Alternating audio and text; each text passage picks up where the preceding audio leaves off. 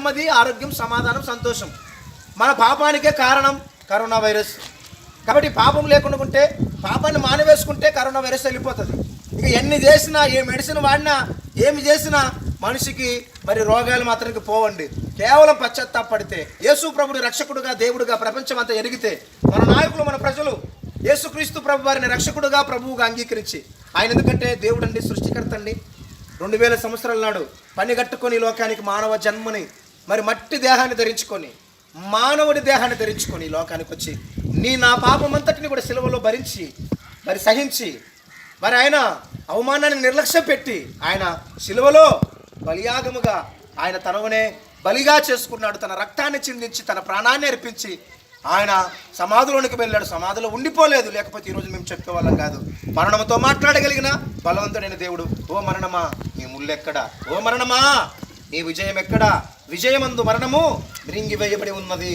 మరణమును ఓడించగలిగిన బలవంతుడు ప్రపంచంలో ఎవరిని చూడలేదు, యేసుక్రీస్తు తప్ప. మరణంతో మాట్లాడగలిగిన దేవుడు మన పూర్వీకులందరినీ లేపుతాడు. ఒకరోజు సమాధంలో ఉన్న వారందరూ కూడా తిరిగి లేస్తారు. పెద్దలారా, చిన్నలారా, ఇలారా, స్త్రీ పురుషులారా గమనించండి. రేపో ఈరోజు మరి ఇంకొక అర్ధగంటకు చనిపోయే వాళ్ళు చాలామంది ఉన్నాం. వేలాది కొద్ది చచ్చిపోతున్నారు ప్రపంచంలో. మరి గమనించండి, ఒక్క రోజుకు వచ్చి 1,55,000 మంది పైబడి చచ్చిపోతున్నారు. కాబట్టి మరణము వచ్చి ఉన్నది, అది సమీపంలో ఉంది. తప్పించుకోండి.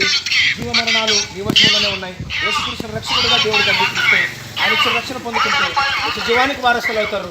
లేకపోతే అగ్ని ఆరదు, ఆత్మ చావదు అనే స్థలానికి వెళ్ళిపోతాం. నరకాన్ని తప్పించుకోండి, దేవుని ఉగ్రతని తప్పించుకోండి, నిత్యత్వానికి వారసులు కమ్మని ప్రభు పేరట మీకు అందరికీ ప్రేమతో మనం చేస్తూ ఉంటున్నాను.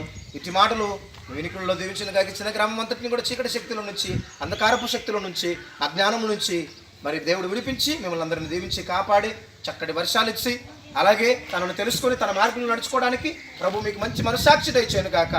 ఆమేన్. ఆమేన్.